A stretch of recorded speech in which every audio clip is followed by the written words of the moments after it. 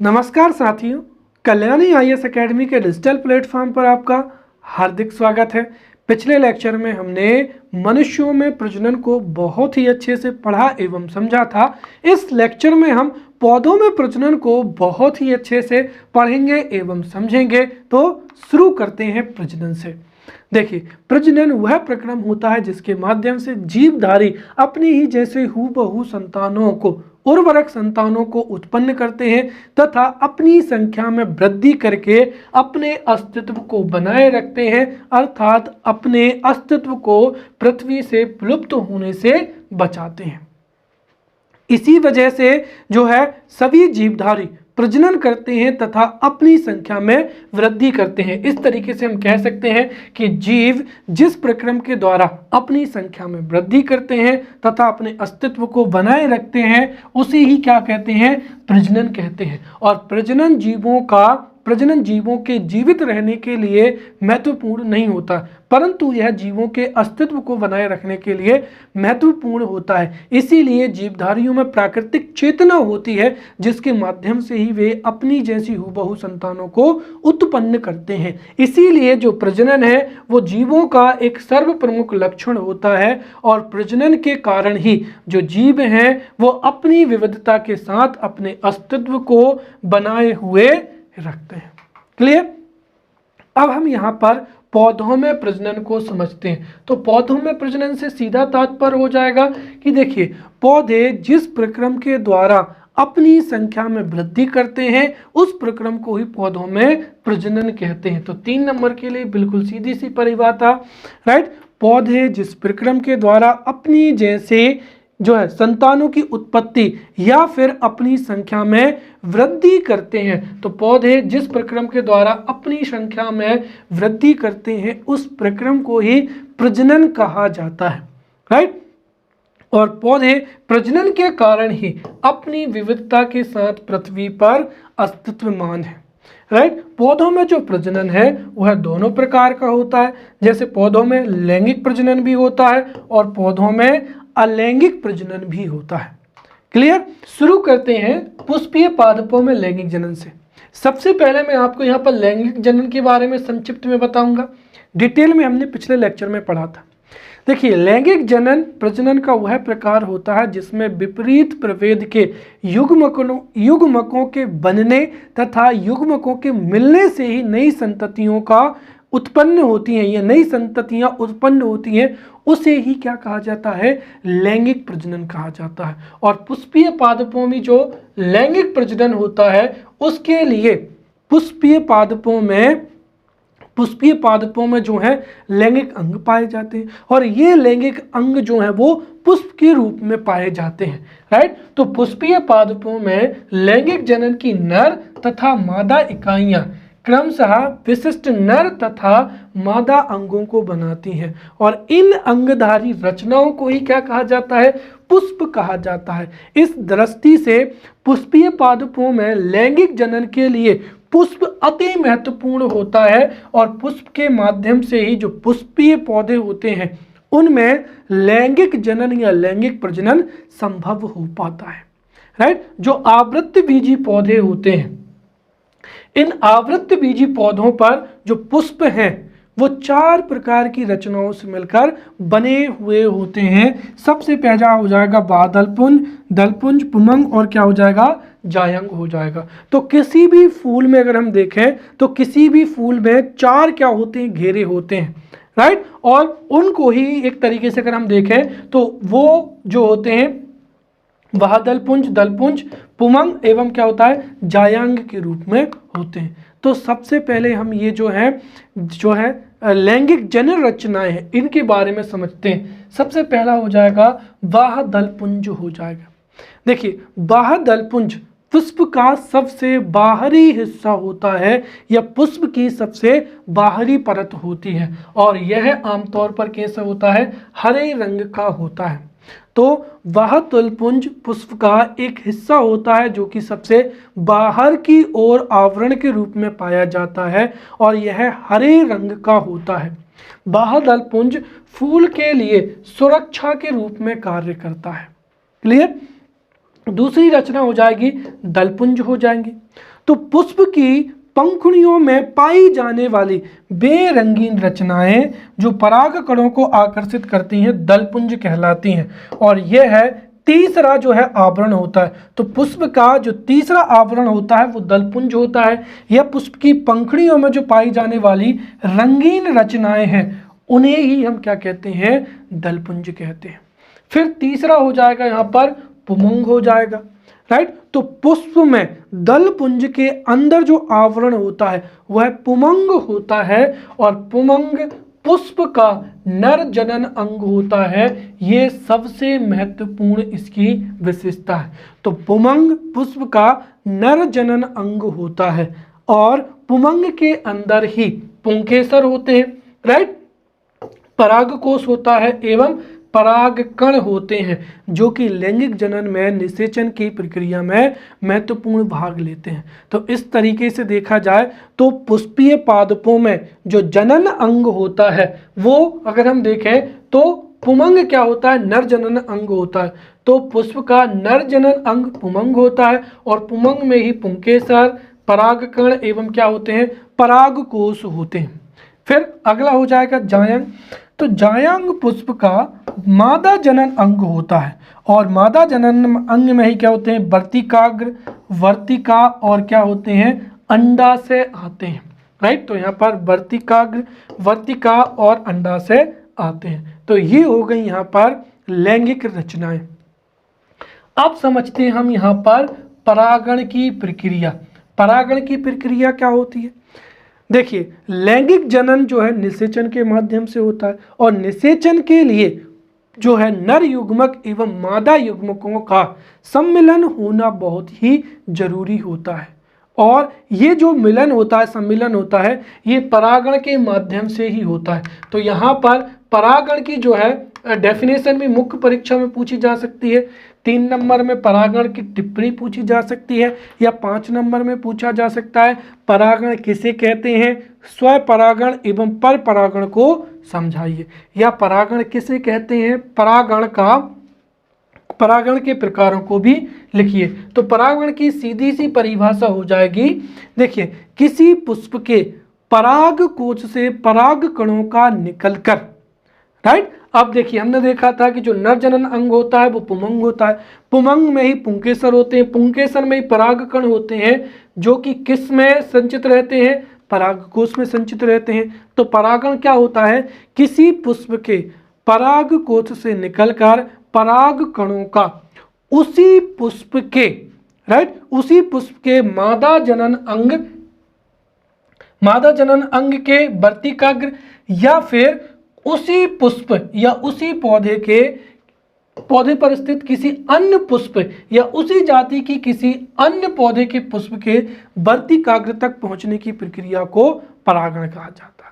संक्षिप्त में हम कह सकते हैं कि किसी पुष्प के परागकोश से पराग कणों का निकलकर वर्तिकाग्र पर पहुंचना ही क्या कहलाता है, परागण कहलाता है। और जो परागण होते हैं वो या तो उसी पुष्प के वर्तिकाग्र पर पहुंच सकते हैं या फिर उसी पौधे के अन्य पुष्प के वर्तिकाग्र पर पहुंच सकते हैं या फिर उसी जाति के पुष्प, कोई जो दूसरा पौधा है, कोई दूसरे पौधे के अन्य पुष्प के वर्तिकाग्र पर पहुंचते हैं और इस प्रक्रिया को ही क्या कहा जाता है, परागण कहा जाता है। तो इस तरीके से हम यहाँ पर संक्षिप्त में लिख सकते हैं कि किसी पुष्प के परागकोश से पराग कणों का निकलकर उसी पुष्प के वर्तिकाग्र पर या फिर उसी पौधे के अन्य पुष्प के वर्तिकाग्र पर या फिर किसी अन्य पौधे के अन्य पुष्प के वर्तिकाग्र तक पहुंचने की क्रिया को ही क्या कहते हैं, परागण कहा जाता है। और परागण कितने प्रकार का होता है, 2 प्रकार का होता है, स्वपरागण और परपरागण। अब स्वपरागण क्या होता है उसको समझते हैं। स्वपरागण का मतलब ये होता है कि एक ही पौधे के पुष्पों के बीच में होने वाला परागण। या हम कह सकते हैं कि देखिए, स्वपरागण परागण का वह प्रकार होता है जिसमें एक पुष्प के परागकोश से निकलकर पराग जो कण है वो उसी पुष्प के वर्तिकाग्र पर पहुंचते हैं या फिर उसी पौधे के अन्य पुष्प के वर्तिकाग्र पर पहुंचते हैं तो उसे ही क्या कहते हैं, स्वपरागण कहते हैं। तो कुल मिलाकर परागण का वह प्रकार जिसमें एक पुष्प के परागकोश से निकले परागकण उसी पुष्प के वर्तिकाग्र या फिर उसी पौधे के दूसरे पुष्प के वर्तिकाग्र पर स्थानांतरित होते हैं तो उसे ही स्वपरागण कहा जाता है। दूसरा हो जाएगा परपरागण। तो देखिए, किसी एक पौधे पर स्थित पौधे के जो नर जनन अंग है अर्थात पराग कोश से निकलकर पराग कणों का किसी दूसरे पौधे किसी अन्य पौधे के अन्य पुष्प के वर्तिकाग्र तक पहुंचने की प्रक्रिया को ही क्या कहा जाता है, परपरागण होता है। और ये जो परपरागण होता है ये कीटों के द्वारा हवा एवं पानी के माध्यम से संपन्न होता है। अब यहाँ पर मुख्य परीक्षा में 5 नंबर का प्रश्न पूछा जा सकता है कि स्वर परागण क्या होता है और परपरागण क्या होता है। यहाँ पर ये बिंदी नहीं आएगी। तो स्वपरागण एवं परपरागण क्या होता है या फिर स्वपरागण एवं परपरागण में अंतर भी पूछा जा सकता है जिसको हम यहाँ पर क्रम से समझेंगे। तो स्वपरागण क्या होता है, देखिए स्वपरागण परागण की वह प्रक्रिया होती है जो एक ही पौधे के पुष्प के पराग कण तथा वर्तिकाग्र के बीच में होती है। बिल्कुल सीधी सी परिभाषा। तो जब परागण की प्रक्रिया एक ही पौधे के पुष्प के परागण एवं वर्तिकाग्र के बीच में होती है तो उसको ही स्वपरागण कहते हैं। या फिर हम कह सकते हैं कि परागण का वह प्रकार जिसमें एक पुष्प के परागकोश से निकलकर परागकण उसी पुष्प के वर्तिकाग्र या फिर उस पौधे के अन्य पुष्प के वर्तिकाग्र पर पहुंचते हैं तो इसे स्वपरागण कहते हैं। और जो परपरागण है, परपरागण की क्रिया में एक ही जाति के कितने, 2 पुष्पों के पौधे के 2 पुष्पों 2 पौधों के 2 पुष्पों के परागण तथा वर्तिकाग्र के बीच में होती है। अर्थात जब किसी एक पौधे के पुष्प के परागकोश से परागकण निकलकर किसी दूसरे पौधे के अन्य पुष्प के वर्तिकाग्र पर पहुंचते हैं तो उसे ही परपरागण कहा जाता है। अब यहाँ पर स्वपरागण के लिए पुष्पों का द्विलिंगी अथवा पौधों का उभयलिंगी होना आवश्यक होता है। अगर हम देखें तो अगर पुष्प का एक ही लिंग होगा तो उससे निषेचन की प्रक्रिया संभव नहीं होगी। तो स्वपरागण के लिए जो पौधा है उसका द्विलिंगी या उभयलिंगी होना आवश्यक है, परंतु परपरागण के लिए पौधे का द्विलिंगी या फिर उभयलिंगी होना आवश्यक नहीं होता है। साथ ही साथ जो स्वपरागण है इसके लिए कम संख्या में पराग कणों की आवश्यकता होती है और इसके लिए अधिक संख्या में पराग कणों की आवश्यकता होती है। क्लियर। फिर चौथा हो जाएगा विभिन्नता एवं विकास की संभावना इसमें क्या होती है, कम होती है। क्लियर।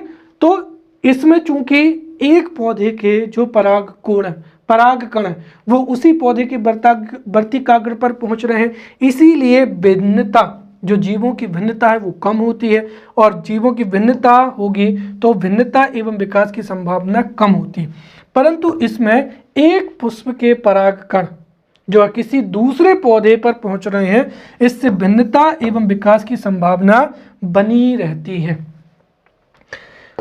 जो स्वपरागण होता है उससे पौधों की शुद्धता बनी रहती है, परंतु परपरागण से पौधों की शुद्धता समाप्त हो जाती है, साथ ही भिन्नता एवं विकास की संभावना भी बनी रहती है। क्लियर। तो इस तरीके से हमने यहाँ पर जो है परागण को भी समझ लिया है। क्लियर। अब देखिए, जो अगर हम देखें तो पुष्पीय पौधों में लैंगिक प्रजनन की जो विभिन्न अवस्थाएं हैं उनको समझते हैं, या फिर सीधा सीधा हम कह सकते हैं कि आपसे ये भी पूछा जा सकता है पुष्पीय पादपों में लैंगिक जनन की प्रक्रिया समझाइए। तो जैसे हमने पिछले लेक्चर में हमने मानव में प्रजनन की संपूर्ण प्रक्रिया को बहुत ही अच्छे से पढ़ा था और वही की वही जो है लैंगिक प्रजनन की प्रक्रिया पादपों में भी पाई जाती है। तो पुष्पीय पादपों में लैंगिक प्रजनन की विभिन्न अवस्थाएं या पुष्पीय पादपों में लैंगिक जनन की जो प्रक्रिया है वो लगभग क्या है, मनुष्य के जैसे ही समान होती है। हमने देखा था कि सबसे पहला क्या होता है, युग्मक का जनन होता है, राइट। तो जो पादप होते हैं, पादपों के भी जो नर जनन अंग है या मादा जनन अंग है, उनमें युग्मकों का क्या होता है, जनन होता है, या युग्मकों का क्या होता है, निर्माण होता है, राइट। जब युग्मकों का निर्माण हो जाता है तो मनुष्यों में मैथुन के द्वारा जो है शुक्राणु एवं अंडाशु आपस में मिलते हैं, तो वहीं पौधों में परागण की प्रक्रिया संपन्न होती है, राइट। परागण की प्रक्रिया के माध्यम से ही नर जनन अंग, राइट, अर्थात पुमंग के परागकोश से ही परागकण जो निकलकर मादा जनन अंग वर्तिकाग्र पर पहुंचते हैं, और इस प्रक्रिया को ही क्या कहते हैं, परागण कहते हैं, राइट। और परागण के माध्यम से ही नर जनन अंग के नर युग्मक एवं मादा जनन अंग के मादा युग्मक क्या होते हैं, आपस में मिलते हैं, जिससे निषेचन की प्रक्रिया होती है, राइट। और जब निषेचन की प्रक्रिया संपन्न हो जाएगी तो अंडाशय में ही क्या होता है, गर्भाशय में ही क्या होता है, भ्रूण का विकास होता है, या भ्रूण क्या होता है, परिवर्धन होता है। तो इस तरीके से पुष्पीय पादपों में लैंगिक जनन की जो है प्रक्रिया संपन्न होती है, जिसको अभी हमने यहाँ पर समझ लिया है, ठीक है। तो अब जो है हम यहाँ पर निषेचन को समझते हैं।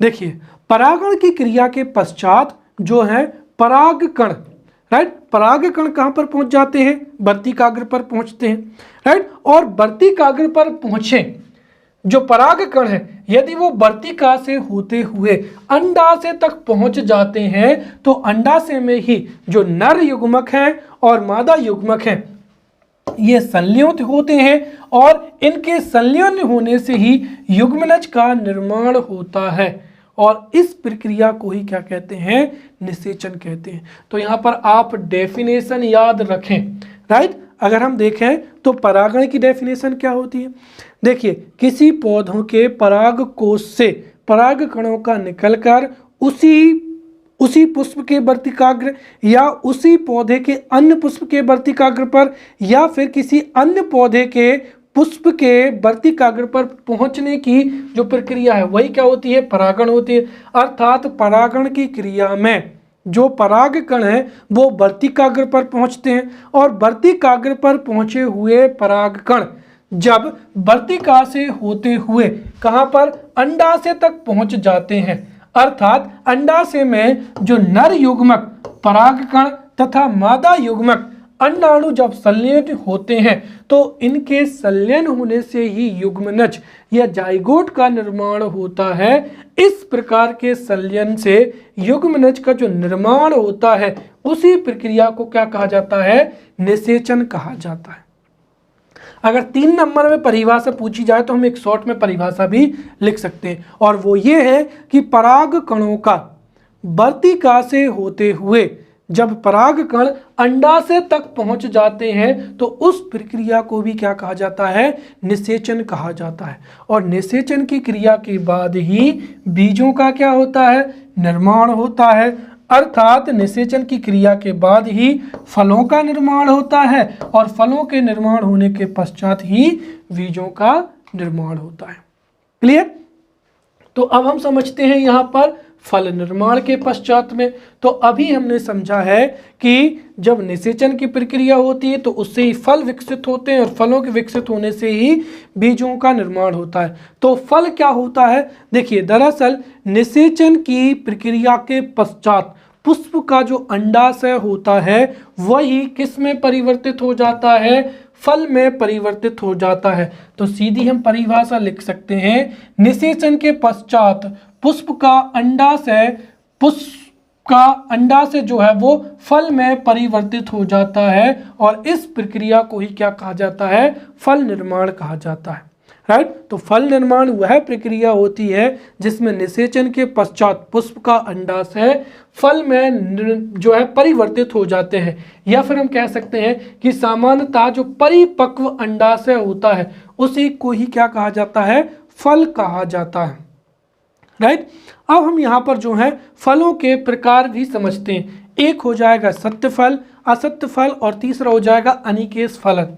राइट। तो सत्य फल किसे कहते हैं? देखिए, जब फल के निर्माण में संपूर्ण अंडाशय भाग लेता है तो उसको ही क्या कहते हैं? सत्य फल कहते हैं। और चूंकि हमने अभी समझा है कि जो निषेचन के पश्चात पुष्प का अंडाशय किस में परिवर्तित होता है? फल में।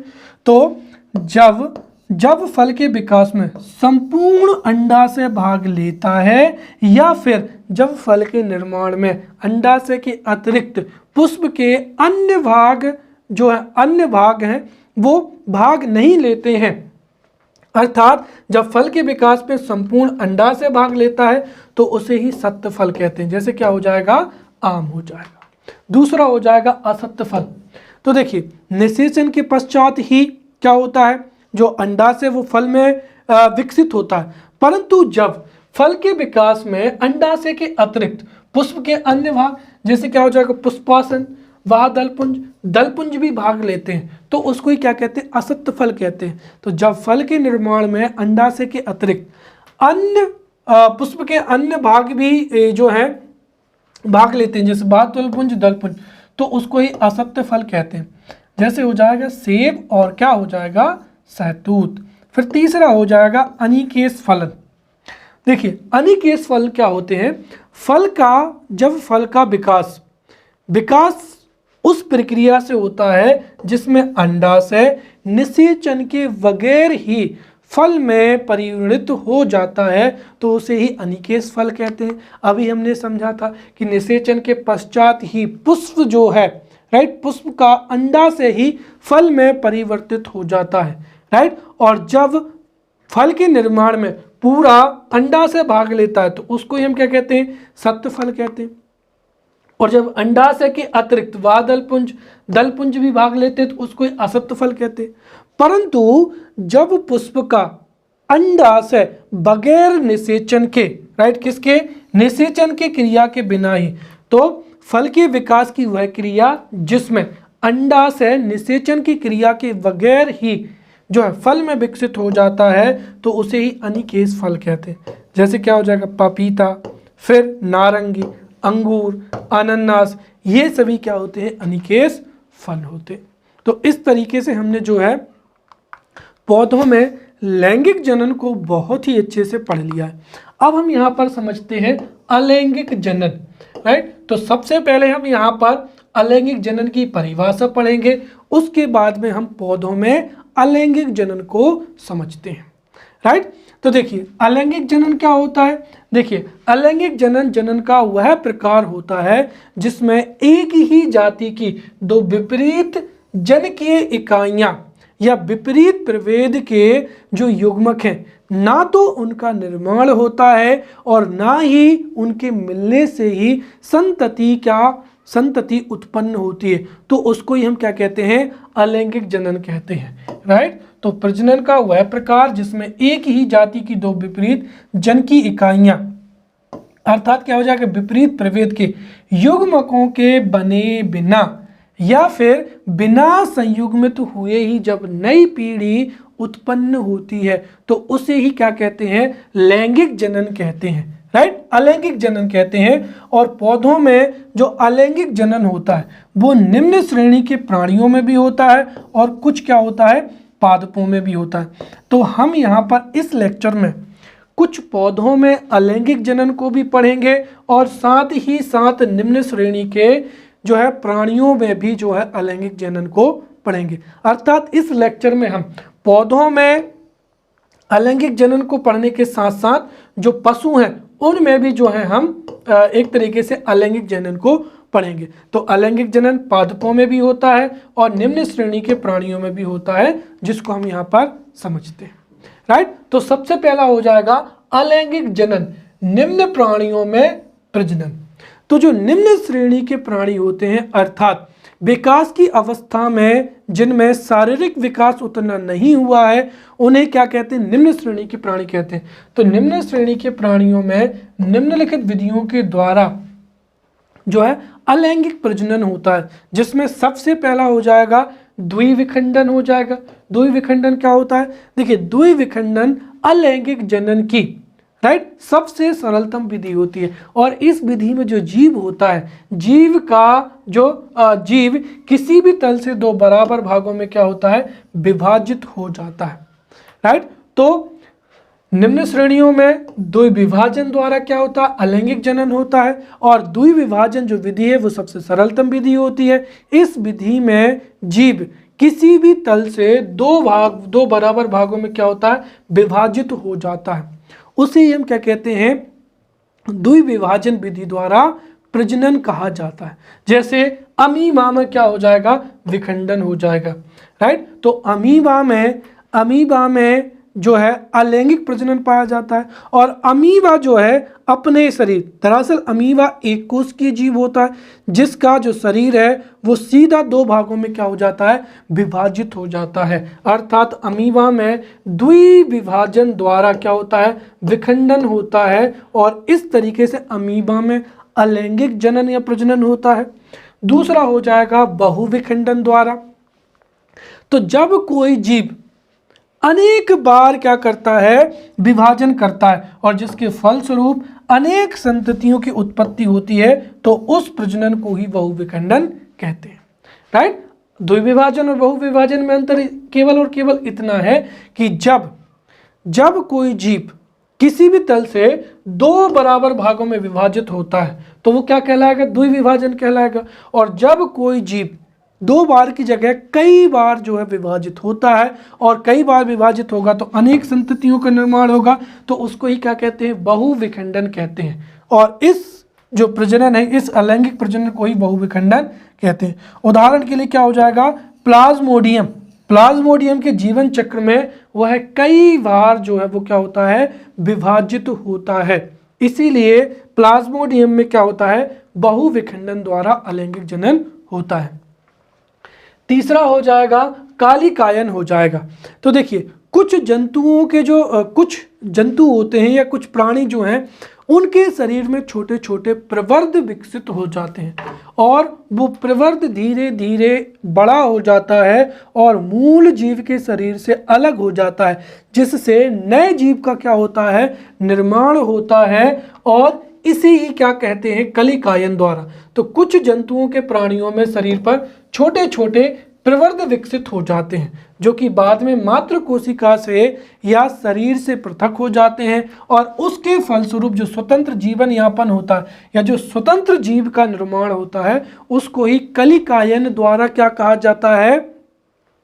कलिकायन द्वारा जो है अलैंगिक जनन कहा जाता है। जैसे क्या हो जाएगा? हाइड्रा में मुकुलन। तो हाइड्रा में मुकुलन विधि से अलैंगिक जनन होता है, जिसको हम क्या कहते हैं? कालिकायन द्वारा कहते हैं। राइट, अब हम अलैंगिक जनन पढ़ते हैं किसमें? पौधों में। और पौधों में जो अलैंगिक जनन होता है वो कायिक प्रवर्धन द्वारा होता है, जिसे कायिक प्रजनन भी कहते हैं। तो पौधों में अलैंगिक जनन जैसे कायिक प्रवर्धन या कायिक प्रजनन कहते हैं, इसको समझते हैं। तो सबसे पहले तो हो सकता है 3 नंबर में पूछ लिया जाए कि कायिक प्रवर्धन क्या होता है। तो कायिक प्रजनन, देखिए, कायिक प्रजनन या कायिक प्रवर्धन प्रजनन की वह विधि है जिसमें पादप शरीर के वर्दी भाग अर्थात पुष्प को छोड़कर, क्योंकि पुष्प जो है लैंगिक जनन के लिए जिम्मेवार होता है, तो पादप जनन की वह विधि जिसमें पादप शरीर के वर्दी भाग अर्थात पुष्प को छोड़कर कोई भी हिस्सा अंग, कोशिका या कोशिकाओं का समूह जो है प्रसारक की भांति कार्य करता है तथा विकसित होकर एक नया पौधा बनाता है, तो उसे ही क्या कहते हैं? कायिक प्रजनन या कायिक प्रवर्धन कहा जाता है। तो कायिक प्रवर्धन या कायिक प्रजनन वह विधि है, पादप प्रजनन की वह विधि है जिसमें पादप शरीर के वर्दी भाग, पुष्पों को छोड़कर कोई भी अन्य अंग, कोशिकाओं का समूह या हिस्सा जो है प्रसारक की भांति कार्य करता है तथा विकसित होकर एक नया पौधा बना लेता है, तो उसे ही कायिक प्रजनन या कायिक प्रवर्धन कहा जाता है। राइट, और जो कायिक प्रजनन है इसे वर्धी प्रसारण भी कहते हैं। क्यों? क्योंकि दरअसल पादपों का जो वर्धी भाग होता है वही विकसित होकर एक नए पौधों में परिवर्तित हो जाता है। इसीलिए इसे क्या कहते हैं, वर्धी प्रसारण भी कहते हैं, राइट। और जो कायिक प्रजनन होता है, कायिक प्रजनन में पौधों में प्राकृतिक रूप से जो विकसित होने वाली रचनाएं हैं या उनके कायिक भाग जैसे तने से स्वतः नए पौधे की क्या होती है, उत्पत्ति होती है, राइट। तो इसमें अधिकांशतः वे पौधे आते हैं जिनमें बीजों का निर्माण नहीं होता है, और जिनमें बीजों का या पुष्प का निर्माण नहीं होता है उन पौधों में, राइट, उन पौधों में इस प्रकार का प्रजनन होता है। और इस प्रकार के प्रजनन में प्राकृतिक रूप से कई पौधों में जो रचनाएं विकसित होती है, जैसे जड़ हो जाएंगी, तना हो जाएंगी, पत्तियां हो जाएंगी, उन प्राकृतिक रचनाओं से ही जो है नए पौधों की क्या होती है, उत्पत्ति होती है। जैसे अगर हम देखें तो कुछ पौधों में जड़ जो है वो नए पौधों के रूप में विकसित हो जाती हैं, तो कुछ में पत्तियां नए पौधे के रूप में विकसित हो जाती हैं, तो कुछ पौधों में तना भी जो है, कुछ पौधों में तना भी क्या होता है, नए पौधे के रूप में विकसित हो जाता है। तो हम यहाँ पर इसको भी अलग अलग तरीके से पढ़ेंगे।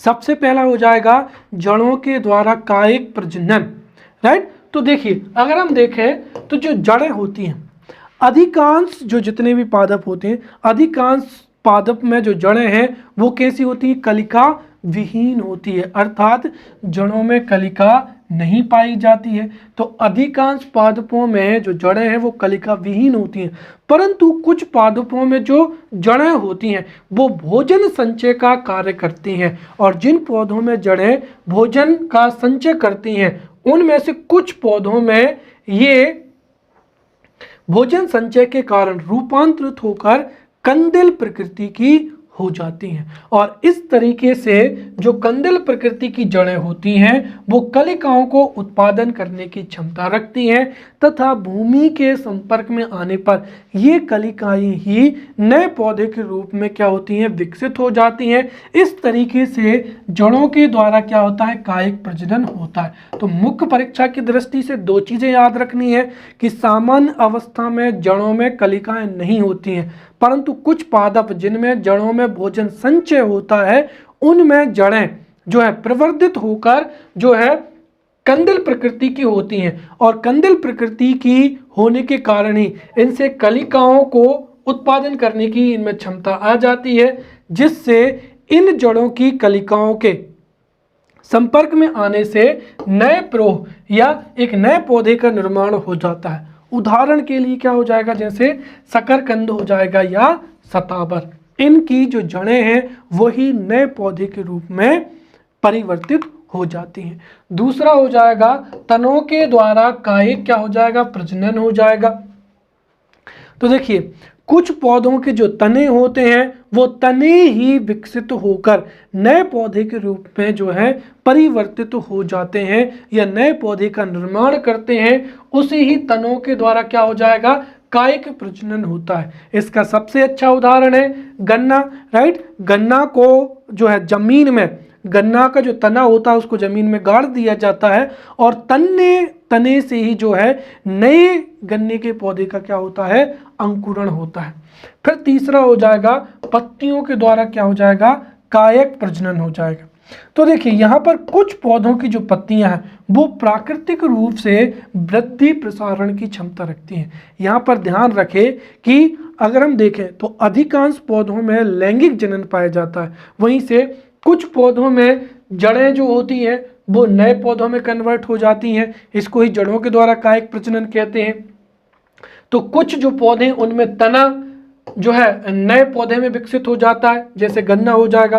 तो कुछ पौधों में जो पत्तियां होती हैं वही वृद्धि प्रसारण की क्षमता करती हैं, और इन्हीं पत्तियों पर अपस्थानिक कलिकाएं पैदा होती हैं, और उन्हीं स्थलों पर पत्ती की निचली सतह से अपस्थानिक क्या होती हैं, जड़ें भी विकसित होती हैं। इस तरीके से जैसे भूमि के संपर्क में आते हैं तो प्रत्येक कलिका से नए पौधे का क्या होता है, निर्माण होता है। क्लियर। तो ये हमने यहाँ पर जो है पादपों में, राइट, तो पौधों में भी या पादपों में भी हमने कायिक जनन को भी बहुत अच्छे से देख लिया है। अब हम यहाँ पर समझते हैं अलैंगिक जनन या पौधों में कृत्रिम क्या हो जाएगा, कायिक जनन को समझते हैं, राइट। और यहाँ से भी 11 नंबर या 5 नंबर का प्रश्न पूछा जा सकता है। प्रश्न पूछा जा सकता है कि कृत्रिम कायिक जनन या कृत्रिम कायिक प्रवर्धन क्या होता है, इसके महत्व को लिखिए, या कृत्रिम कायिक जनन के महत्व को समझाइए, या फिर कृत्रिम कायिक जनन जो है किन किन विधियों से हो सकता है, इत्यादि जो प्रश्न है वो जो है मुख्य परीक्षा में पूछे जा सकते हैं। अभी हमने पढ़ा है कि कायिक जनन क्या होता है। तो देखिए, कुछ पौधों, राइट, कुछ पौधों के वर्धी भाग, राइट, अर्थात पुष्प को छोड़कर अगर अन्य भागों से किसी नए पौधे का निर्माण होता है तो उसे ही क्या कहा जाता है, कायिक जनन कहा जाता है। परंतु यदि मानव हित में मानव अपनी इच्छा से किसी अच्छे किस्म के पौधे का विकास करता है तो वही क्या कहलाता है, कृत्रिम जनन या कृत्रिम वर्धी जनन कहलाता है। अर्थात अगर प्रश्न पूछा जाए तो हम इंट्रोडक्शन में लिख सकते हैं, राइट, कृत्रिम कायिक जनन या फिर वनस्पति प्रसारण या अलैंगिक रूप से पौधों के निर्माण की वह विधि जिसमें मानव इच्छा रूप पादपों, शाखाओं या कलिकाओं का उपयोग कर उन्नत पादप किस्म का गुणन करता है, उसे ही क्या कहा जाता है, कृत्रिम कायिक जनन कहा जाता है। और जो कृत्रिम कायिक जनन है वो निम्नलिखित विधियों से होता है, जैसे कर्तन द्वारा, दूसरा दाब लगाना, रोपण विधि के द्वारा, कलिकायन के द्वारा हो जाएगा, और इसके साथ ही इन आर्चिंग के द्वारा हो जाएगा। और यहाँ से भी जो है 3 नंबर में या 5 नंबर में प्रश्न पूछे जा सकते हैं कि दाब लगाना, कायिक जो है कायिक प्रजनन में दाब लगाना प्रश्न पूछा जा सकता है, या कर्तन क्या होता है, कर्तन द्वारा कायिक जनन, इस पर 5 नंबर का प्रश्न पूछा जा सकता है। तो इस तरीके से हम एक एक करके यहाँ पर समझते हैं। सबसे पहला हो जाएगा क्या, कर्तन द्वारा। देखिए, कर्तन द्वारा या हम कह सकते हैं कलम से, तो कर्तन द्वारा कायिक प्रवर्धन हो जाएगा या कायिक जनन हो जाएगा। तो कर्तन द्वारा भी कुछ पौधों का जो है कायिक जनन किया जा सकता है। और कर्तन द्वारा जब कायिक प्रवर्धन किया जाता है तो इस विधि में किसी भी पौधे की पुरानी शाखा से 7 से 10 इंच का जो भाग है उसको काट लेते हैं, या फिर किसी भी पौधे की कलम को तोड़ लेते हैं या 7 से 10 इंच के भाग को जो है काट लेते हैं तथा उसकी पत्तियों को भी क्या कर देते हैं, हटा देते हैं। तो किसी भी पुराने पौधे की जो पुरानी शाखा है उसके 7 से 10 इंच लंबे भाग को ही कर्तन या क्या कहा जाता है, कलम कहा जाता है, राइट। और इस प्रक्रिया का उपयोग उस समय किया जाता है जब पौधे का अत्यंत वृद्धि का क्या होता है, मौसम होता है। तो जब पौधे का अत्यंत वृद्धि का मौसम होता है उस अनुकूल समय में किसी पुरानी शाखा के 7 से 10 इंच जो लंबे भाग को काट लिया जाता है, उसकी पत्तियां अलग कर ली जाती हैं, उसे ही कर्तन कहते हैं। फिर इस कर्तन को या कलम को जमीन में 450 डिग्री के कोण पर भूमि के अंदर क्या कर देते हैं, रख देते हैं, जिसका कुछ भाग मिट्टी में रहता है और कुछ भाग वायु के संपर्क में रहता है। कुछ दिनों पश्चात इस कर्तन का जो भाग मृदा में दबा हुआ रहता है उससे जड़ें क्या होती हैं, विकसित हो जाती हैं। साथ ही साथ जो वायवीय भाग होता है उसकी कलिकाओं से शाखाओं का क्या होता है, निर्माण होता है, और अंततः एक नए पौधे का क्या होता है, निर्माण होता है, जिसे ही हम क्या कहते हैं, कृत्रिम कायिक प्रवर्धन कहते हैं। जैसे उदाहरण के तौर पर क्या हो जाएगा, गुलाब हो जाएगा या अंगूर हो जाएगा। और प्रत्येक क्षेत्र में गुलाब कैसे लगाते हैं इसकी विधि आपको बहुत अच्छे से पता है। दूसरा क्या हो जाएगा, दाब लगाना हो जाएगा। तो देखिए, दाब लगाना वह विधि होती है जिसमें किसी पुराने पौधे की शाखा को काटा नहीं जाता है, अर्थात उससे कर्तन अलग नहीं की जाती है, बल्कि दाब लगाने की प्रक्रिया में पौधे की शाखा को काटा नहीं जाता है, बल्कि उसको दाब लगाकर क्या कर देते हैं, झुका देते हैं। और दाब लगाकर उसको झुका देंगे तो उसको इतना झुका देते हैं कि उसको मिट्टी में क्या कर दिया जाए, गाड़ दिया जाए। तो किसी भी पौधे की शाखा को काट कर अलग नहीं किया जाता है, बल्कि दाब लगाकर उसको झुकाया जाता है और झुकाकर उसके जहां से उसको जमीन में गाड़ा जाता है वहां से छाल को अलग कर देते हैं और उसको मिट्टी में क्या कर देते हैं, दबा देते हैं। कुछ दिनों पश्चात जो दबा हुआ भाग होता है उसमें जड़ें विकसित हो जाती हैं और नया तना विकसित हो जाता है। ऐसी स्थिति में उसको मात्र पौधे से या जिसकी शाखा को दबाया गया है उस पौधे से उस शाखा को अलग कर देते हैं और इस तरीके से एक नया पौधा क्या होता है, विकसित हो जाता है। राइट, जैसे उदाहरण क्या हो जाएगा, सेब हो जाएगा और क्या हो जाएगा, नाशपाती हो जाएगा। क्लियर? तो ये हो जाएगा दाब लगाकर कायिक क्या हो जाएगा, प्रजनन हो जाएगा। अब तीसरा हो जाएगा रोपण विधि के द्वारा। राइट, जो रोपण विधि है, रोपण विधि वनस्पति प्रसारण की या कायिक प्रवर्धन की एक सामान्य विधि होती है, परंतु इसके लिए प्रशिक्षण की क्या होती है, आवश्यकता होती है। इसके लिए दो भिन्न सजातीय पौधों का उपयोग मनचाही प्रजाति को विकसित करने के लिए किया जाता है। राइट, इसमें एक पौधे के ऊपर दूसरे पौधे को रोपित किया जाता है। क्लियर? यहां पर इसीलिए तो प्रशिक्षण की आवश्यकता होती है। जब एक पौधे को दूसरे पौधे के ऊपर रोपित किया जाता है तो कितना भाग उसका छीलना है, किस समय पर उसको छीलना है और कैसे उसका रोपण करना है, इन बातों का ध्यान रखा जाता है।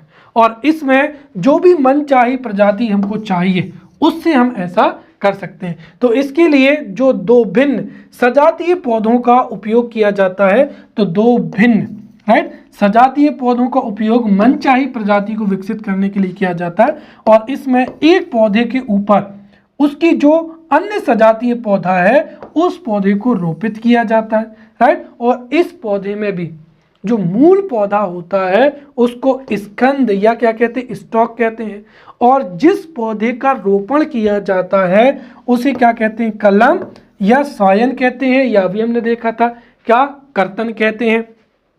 तो मूल पौधे को स्कंद कहते हैं और उसके ऊपर जो रोपित पौधा होता है उसको कलम कहते हैं। और इस तरीके से कुछ समय पश्चात में एक नया पौधा निर्मित हो जाता है। राइट, तो इस तरीके से रोपण विधि के द्वारा भी जो है हम क्या कर सकते हैं, कृत्रिम तरीके से कायिक प्रजनन कर सकते हैं। उदाहरण के लिए क्या हो जाएगा, चेरी हो जाएगा, आम हो जाएगा और क्या हो जाएगा, नींबू हो जाएगा। क्लियर? चौथा हो जाएगा कलिकायन द्वारा या चश्मायन द्वारा। तो देखिए, कलिकायन या चश्मायन विधि में भी सबसे पहले अनेक पौधों को क्या करते हैं, विकसित कर लेते हैं। तो पहले बड़े पैमाने पर पौधों को विकसित कर लेते हैं और उसके पश्चात में किसी एक पौधे के ऊपर किसी दूसरे पौधे को क्या किया जाता है, प्रतिस्थापित किया जाता है। अर्थात जो पौधे विकसित होते हैं उन पौधों के तने पर स्थित कलिका को हटा दिया जाता है और उस स्थान पर बिल्कुल उसी प्रकार की जो है कलिका को वांछित पौधे से, या हमको जिस पौधे की जो है कलम उस पर प्रतिस्थापित करनी है उस पौधे की कलिका को क्या करते हैं, प्रत्यारोपित कर देते हैं। इस तरीके से जो है क्या होता है, कलिकायन द्वारा कायिक प्रजनन होता है। और इस प्रक्रिया में जो कलिकायन बिंदु को छोड़कर ऊपर एवं नीचे का भाग होता है उसको पॉलीथीन से लपेट कर क्या कर देते हैं, बांध देते हैं। और जहां पर जो कलिकायन को हम एक तरीके से प्रतिस्थापित करते हैं वो खुला होता है, वायु के संपर्क में होता है, जिससे नया पौधा विकसित होता है। जैसे उदाहरण के तौर पर पपीता हो जाएगा और अखरोट हो जाएगा। अब अगली विधि हो जाएगी इन आर्चिंग विधि द्वारा। देखिए, इन आर्चिंग विधि द्वारा हम क्या करते हैं कि इससे बेहतर किस्म के जो पौधे हैं उनका हम विकास कर सकते हैं। तो इन आर्चिंग विधि में बेहतर किस्म के पौधे एवं निकृष्ट किस्म के जो पौधे हैं उनकी शाखाओं को आपस में छोड़कर क्या कर देते हैं, आपस में छीलकर क्या कर देते हैं, बांध देते हैं। और कुछ समय पश्चात जो निकृष्ट किस्म वाले पौधे होते हैं उनको बेहतर किस्म वाले पौधे से क्या कर देते हैं, अलग कर देते हैं। इस विधि को ही क्या कहा जाता है, इन आर्चिंग विधि कहा जाता है।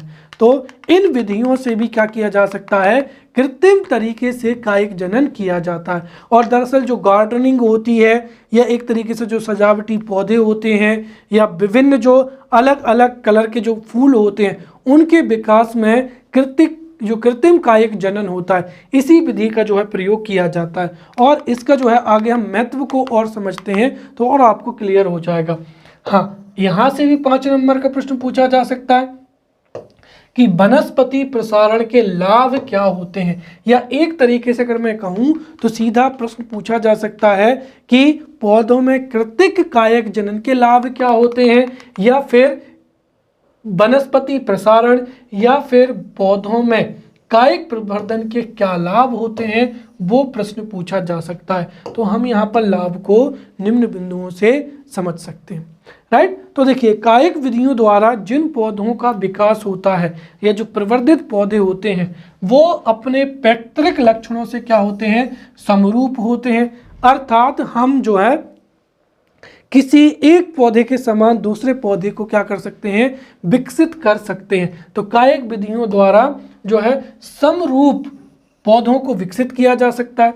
साथ ही साथ मैंने बताया है कि जो कायिक प्रवर्धन होता है या कायिक जनन होता है ये इसलिए महत्वपूर्ण होता है क्योंकि सभी पौधों में फूल या बीज विकसित करने की क्षमता नहीं होती। अब मान लीजिए कोई पौधा है, कोई फूल है, कोई जड़ी बूटी है जिसमें बीज उत्पन्न नहीं होता है, तो ऐसे तो उसकी किस्म क्या हो जाएगी, विलुप्त हो जाएगी। तो ऐसी स्थिति में जिन पौधों के बीजों में प्रजनन या अंकुरण की क्षमता नहीं होती है उनमें वृद्धि करने के लिए या उनकी संख्या में वृद्धि करने के लिए जो है वनस्पति प्रसारण या कायिक जनन किया जाता है। साथ ही साथ कृत्रिम विधि से कीटजन्य या सूक्ष्म जीवाणु रोग की जो है रोकथाम भी की जा सकती है, राइट। जो कृत्रिम कायिक जनन है उनकी विभिन्न विधियों से उस पौधे पर जो कीटों का आक्रमण होता है या फिर उस पर जो सूक्ष्म जीवों की वजह से कई रोग लगते हैं उसको भी क्या किया जा सकता है, रोका जा सकता है। साथ ही साथ जो बीज रहित पौधे होते हैं या जिनमें पुष्प का विकास पूर्ण रूप से नहीं होता है उनकी संख्या में वृद्धि करने के लिए भी कायिक प्रजनन अति महत्वपूर्ण होता है। साथ ही साथ इस विधि से कई पौधों की प्रजातियों को समाप्त होने से भी जो है बचाया जा सकता है। तो इस तरीके से इस लेक्चर में हमने जो है पादपों में जनन, राइट, पादपों में प्रजनन जिसमें लैंगिक प्रजनन, अलैंगिक प्रजनन, साथ ही साथ कुछ निम्न श्रेणी के प्राणियों में अलैंगिक जनन को भी बहुत अच्छे से पढ़ लिया है। अब अगले लेक्चर में मिलते हैं, तब तक के लिए धन्यवाद।